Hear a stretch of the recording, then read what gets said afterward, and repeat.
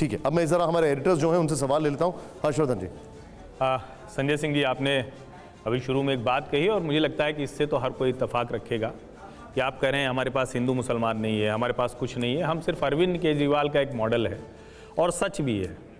उस आंदोलन को हम लोगों ने भी रामलीला मैदान में कवर किया, तो हम लोगों को भी लगता था कि एक अरविंद केजरीवाल जो किसी तरह की सुविधा नहीं लेगा, हर तरह से जो पारंपरिक राजनेता थे उनसे अलग वो दिख रहा है। हम घर नहीं लेंगे, हम गाड़ी नहीं लेंगे, हम बंगला नहीं लेंगे, और अचानक एक अरविंद केजरीवाल लोगों के सामने दिखता है जिसके घर में करोड़ों के पर्दे, करोड़ों की टाइल्स और जाने क्या क्या होते हैं। इसमें कोई बुराई नहीं है अगर कोई अपने पैसे से खरीद कर करे, या कोई मुख्यमंत्री होता जो पारंपरिक राजनीति से आता। आपको नहीं लगता कि इस पर आम आदमी पार्टी जवाब नहीं दे पा रही है? देखिए, निश्चित रूप से आपके इस सवाल का मैं विस्तार से जवाब दूंगा, और मैं चाहता हूं कि एक कार्यक्रम टीवी 9 भारत पे सिर्फ इसी विषय पे रखा जाए और चर्चा करें हम लोग कि भारत के प्रधानमंत्री 8,400 करोड़ के 2 जहाज मंगाते हैं। हम लोग चर्चा करें कि 15 लाख का सूट कौन पहनता है और 3 लाख का चश्मा कौन इस्तेमाल करता है और 2.5 लाख का पेन कौन इस्तेमाल करता है। हम लोग इस बात पर चर्चा करें कि छत्तीसगढ़ के मुख्यमंत्री, एक भी टीवी चैनल पे आज तक कोई डिबेट मैंने नहीं देखी, 112 करोड़ रुपए 2014 में 12 एकड़ में अपना घर बनवाने के लिए रमन सिंह जी खुद स्वीकृत करते हैं, और किसी टीवी चैनल पे हमने कभी चर्चा नहीं की। 3 घटनाएं हुई अरविंद केजरीवाल जी के घर में। एक, जहां वो जनता दरबार लोगों से मिलते थे, दूसरा उनके माता पिता जिस बेडरूम में सोए हुए थे, और तीसरा स्वयं केजरीवाल जी जिस कमरे में सोए हुए थे। उसके बाद ये घर बना, मुख्यमंत्री का आवास है, कोई उनका अपना निजी आवास नहीं है। अगर पूरे देश भर के मुख्यमंत्रियों के आवास पर प्रधानमंत्री के रहन सहन, सैकड़ों करोड़ में तो सिर्फ 1300 करोड़ का बता रहे हैं, 22,000 करोड़ का सेंट्रल विस्टा बन रहा है, 1300 करोड़ रुपए में प्रधानमंत्री जी का पूरा आलीशान मकान तैयार हो रहा है। हम ये कह रहे हैं कि आप केजरीवाल जी के बारे में पूछ रहे हैं, क्या भारत के प्रधानमंत्री अपने आप को कहते नहीं कि मैं एक बहुत गरीब, निर्धन, निरीह परिवार से आने वाला चाय वाला हूं? ये तो खुद प्रधानमंत्री का बयान है।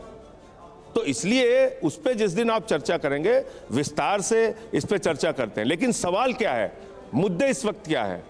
मुद्दा यह है कि मॉरिशस में एक पते पे 6 कंपनी बना के 42,000 करोड़ रुपए अडानी की कंपनी में लगाया गया। ये सवाल आपसे इसलिए मैं ये कह रहा हूं, उसके टीवी चैनल्स पर बहस नहीं होती। बार-बार ये कहते आए कि हम नहीं लेंगे, हम नहीं लेंगे। इतने का मकान, इतने का मकान, इस पे आरोप लग रहा है। देखिए, आरोप लगने के पीछे की वजह क्या है? अरविंद जी कहते रहे कि हम इन सारी चीजों से परहेज करते हैं, हम इन सारी चीजों से दूर रहेंगे, और उसके बाद ये सारी चीजें आती है तो बीजेपी कहती है कि 45 करोड़ रुपए अपने मकान पे खर्च कर दिए। मोदी जी ने आपसे कहा था कि 12-12 करोड़ की 6 कार हम अपने फ्लीट में चलाएंगे। निशान जी सिर्फ एक आदरणीय प्रधानमंत्री नरेंद्र मोदी जी ने ये बात कही थी कि 12-12 करोड़ की कार, प्रधानमंत्री बनने के बाद मैं 12-12 करोड़ की 6 कार अपने इर्द गिर्द घुमाऊंगा, ऐसा मोदी जी ने कहा था। एक लाइन देखिए सर, जब आप ये कह रहे हैं ना, मैंने जब ये सवाल पूछा था तो आपसे कहा था कि आप जवाब नहीं दे पा रहे।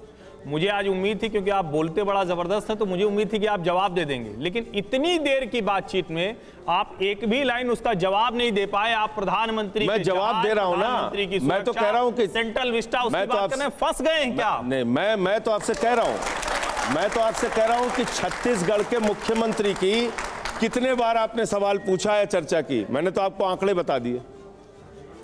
रमन सिंह जी जब मुख्यमंत्री थे, उन्होंने अपने मकान के लिए 112 करोड़ रुपए सैंक्शन किया। कितने टीवी चैनल, 12 एकड़ में उनका मकान बना हुआ है। कितने टीवी चैनल पे बहस देखी हो आपने, बता दीजिए। यानी आप अरविंद जी के घर पर बात आप क्योंकि इतने लाखों करोड़ के घोटाले और करप्शन पे बात नहीं होती है इस देश में।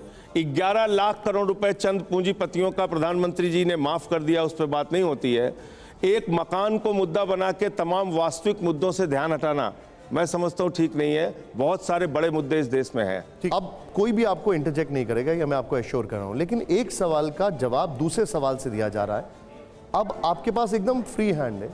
बंगले वाले मुद्दे पर मैं वापस आ रहा हूं, आपको जो जवाब देना आप दे दीजिए, क्योंकि हर्षवर्धन जी ने आपसे 2 बार सवाल पूछा, उसका जवाब वापस सवाल से आया इस पर, क्योंकि हर कोई जानना चाहता है इसका जवाब क्या है। अगर आप इस पर कोई जवाब देना, मैंने जवाब दे दिया, मैंने उसका जवाब दे दिया। मैंने ये दे दिया जवाब आपको कि 3 घटनाएं हुई थी, उसके बाद वो घर बना। मुख्यमंत्री का कोई निजी आवास नहीं है। जो भी मुख्यमंत्री बनेगा वहाँ पे आके रहेगा और देश भर के मुख्यमंत्रियों की, भारत के प्रधानमंत्री की रहन सहन, घर, आवास, गाड़ी की फ्लीट, इस पे अगर आपको चर्चा करनी हो तो किसी दिन एक विस्तार से कार्यक्रम रखिए, हम लोग की तैयारी से आएंगे। और दूसरी बात मैं ऐसा मानता हूं कि अरविंद केजरीवाल के घर से बड़ा मुद्दा 42,000 करोड़ की लूट है, 11 लाख करोड़ की लूट है, 3.5 लाख करोड़ रुपए की लूट है। अरविंद केजरीवाल जी से बड़ा मुद्दा अग्निवीर है, महंगाई है, बड़ा मुद्दा है। कितनी चर्चा, कितनी बातचीत होती है, आप भी जानते हैं, हम भी जानते हैं। नहीं, मैंने शुरुआत उसी से की। मैंने प्रधानमंत्री के घर पे, बुरा मत मानिएगा, एक दिन आप चर्चा कर लीजिएगा, 3 घंटे में यहाँ पे ईडी सीबीआई दोनों का नोटिस आ जाएगा। मैंने बुरा मत मानिएगा इस बात, 3 घंटे में यहाँ नोटिस आ जाएगा। ठीक है। प्रधानमंत्री के घर पर भी अगर ये आए कि वो अपने निजी सुविधा के लिए 8 करोड़ का पर्दा लगा रहे हैं और टीवी 9 शो आप करेगा, डिटेल तो यही सवाल पूछिए। आप डिटेल निकालिए ना। लेकिन आप शीला दीक्षित क्या कहते थे, 12 एसी लगे हैं, 10 हर्षवर्धन जी डिटेल, आज आप बात ही नहीं कर, छत्तीसगढ़ से लेके आइए ना, तो करिए। हर्षवर्धन जी छत्तीसगढ़ से वो डिटेल लेके आइए। सर पीएम से बात कर, सर आप एक वरिष्ठ पत्रकार हैं, मैं कह रहा हूं, मेरा अनुरोध मानिए, 140 करोड़ रुपए कहां खर्च हुए उसकी डिटेल लेके आइए, एक कार्यक्रम उस पर भी करते हैं। अवधेश जी, हर्षवर्धन जी, अब किसी की कमजोर नस ज्यादा नहीं दबाना चाहिए, वो समस्या पैदा करती है। ये कमजोर नस है क्योंकि संजय सिंह अपने समय छात्र जीवन से एक आंदोलन करने वाले हैं, कई मंचों पर, हम पटना में और कई जगह हम लोग साथ रहे हैं। लेकिन मैं बस छोटे छोटे 2 सवाल है। पहला, आम आदमी पार्टी ये कहती थी कि हमारा विपक्षी एकता से कोई लेना देना नहीं है, हम बिल्कुल सिंगल चलेंगे, हमारी अपनी नीति है। जैसे जैसे ईडी, सीबीआई और न्यायालय का शिकंजा कसा है, आम आदमी पार्टी की भाषा बदलती चली गई है। तो ये माना गया है कि आम आदमी पार्टी चूंकि मान रही है कि लालू यादव की तरह, तेजस्वी यादव की तरह हम भी फंस रहे हैं और अकेले रहेंगे तो हम लड़ नहीं पाएंगे, तो एक न्यायिक लड़ाई को पॉलिटिकल लड़ना है, तो इसलिए आप विपक्ष के साथ चले जाइए। तो क्या यह सच है? और दूसरी बात जो आप कह रहे थे कि आपका नाम उस चार्जशीट में 3 बार है, 4थी बार में गलती हुई थी। किसी का चार्जशीट में नाम होना उसका अपराधी होना नहीं है, मैं नहीं कह रहा हूं कि अपराधी होना है, लेकिन आप क्या ये मानते नहीं हैं कि आप जब 3 अफसरों को धमकी दे रहे हैं कि आपको नौकरी करनी है कि नहीं करनी है, कल प्राइम मिनिस्टर नहीं रहेंगे तब आप क्या करेंगे, यही धमकी ओवैसी ने यूपी में दिया था। तो ये कौन सी पॉलिटिक्स है आम आदमी पार्टी की? ठीक है, सवाल जवाब दे। हाँ, ये अवधेश जी ने इतना शानदार सवाल पूछा है, मुझे लगता है इसके जवाब देने दीजिएगा, क्लैरिटी आएगी सबको। सर, ईडी की जांच हो रही है शराब घोटाले में।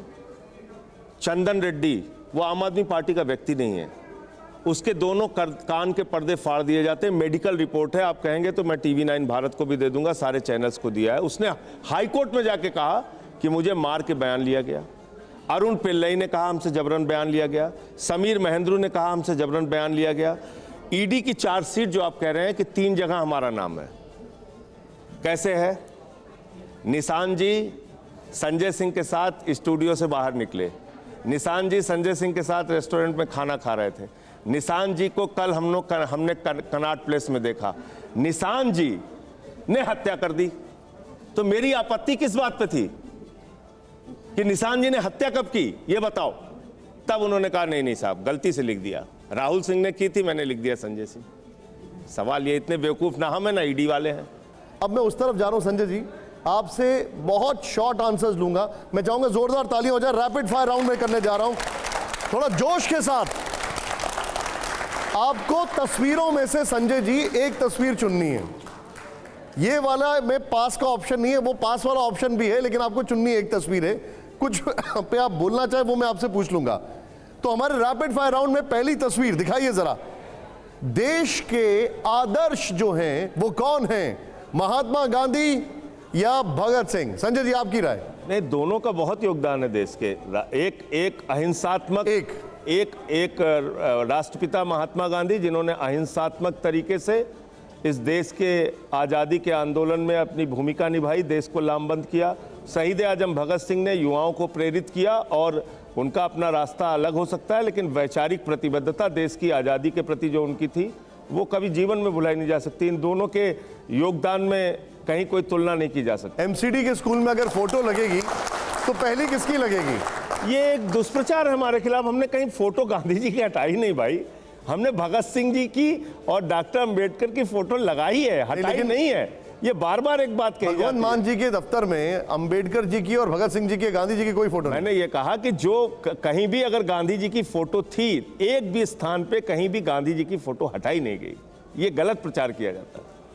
अच्छा, गांधी जी की फोटो हमने रामलीला मैदान पर लार्जर देन लाइफ देखी थी, जब आप लोग सब नीचे बैठे हुए। अभी भी हम लोग गांधी जी ठीक प्रेरणा है, लेने चलिए अब मेरा दूसरा सवाल, पहले जोरदार ताली हो जाए जवाब के लिए। संजय जी, दूसरा सवाल है, थोड़ा सा ट्रिकी है, देखिएगा जरा, प्ले करिए इसको। यहां पर तस्वीर देखिए, ईमानदार कौन, सोनिया गांधी जी, लालू यादव जी, अखिलेश यादव जी? एक संजय जी, चलिए मैं थोड़ा इजी कर देता हूं, ज्यादा ईमानदार कौन है? हैं? ज्यादा ईमानदार कौन है? देखिए, इसमें मैं कोई सर्टिफिकेट देने वाला व्यक्ति, फिर भी बता दीजिए। मैं कोई सर्टिफिकेट देने वाला नहीं हूँ। चलो अपना पर्सनल ओपिनियन बता दीजिए। ईडी सीबीआई है, उनसे पूछिए। मेरे मैं कोई एक व्यक्ति आपकी नजर में तीनों में ज्यादा ईमानदार कौन है? नहीं, मतलब निश्चित रूप से अगर आप बात करेंगे, सोनिया गांधी जी हैं, उनका अपना कांग्रेस पार्टी में जब से वो कांग्रेस की अध्यक्ष हैं, मैं समझता नहीं हूँ कि कोई उन पे भ्रष्टाचार का आरोप रहा हो या कोई ऐसी बात हो। ठीक है, ठीक है, ये वैसे आपकी आवाज काफी नीचे चली गई थी, बट जोरदार ताली हो जाए इसके लिए। अब बड़ा ट्रिकी सवाल है संजय जी, अब आप, ये बहुत ही ट्रिकी है, इसका जवाब मैं जरूर चाहूंगा। प्ले करिए इसको जरा यहां पर, और मैं चाहूंगा जरा जोरदार तालियां भी हो जाएं। श्रेष्ठ कवि कौन है, कुमार विश्वास जी या मुनव्वर राणा जी? संजय जी, दोनों अच्छे कवि हैं। एक बताइए सर। देखिए, ये तो आप किसी में एक बता ही नहीं रहे। अब आप ऐसी चीजों में मुझे फंसा क्यों रहे हैं? चलिए अब मैं अगला सवाल बहुत इजी कर देता हूं, प्ले ऑन करिए फिर, दो तालियां हो भाई इस जवाब के लिए। अगला सवाल, विपक्ष में पीएम पद का बेहतर चेहरा कौन? अरविंद केजरीवाल जी, राहुल गांधी जी, ममता बनर्जी जी या नीतीश कुमार जी? एक देखिए, आप चेहरे का सवाल कर रहे हैं, एक क्या परिस्थितियां बनेंगी उसका सवाल नहीं कर रहे हैं। एक चेहरा। चेहरे के तौर पे अरविंद केजरीवाल से बेहतर चेहरा कोई नहीं है। देखिए, ये मैंने आपको इजी दिया था, अगला फिर टफ है और बहुत ट्रिकी भी है। जरा प्ले करिए जरा इसको यहां पर। बेहतर अभिनेत्री कौन, स्वरा भास्कर या परिणीति चोपड़ा? संजय जी बताइए आप। ऐसे सवालों में क्यों मैं फंसा रहे हैं? मैं राजनीति का आदमी हूँ। स्वरा भास्कर आंदोलनकारी है, कोरोना में हमारे साथ उसने काम किया है। परिणीति चोपड़ा हमारे घर की बहू बनने वाली है, तो दोनों से गालियां मत खिलवाइए। इसलिए मुझे एक क्वेश्चन पास करना। अगले के लिए मैं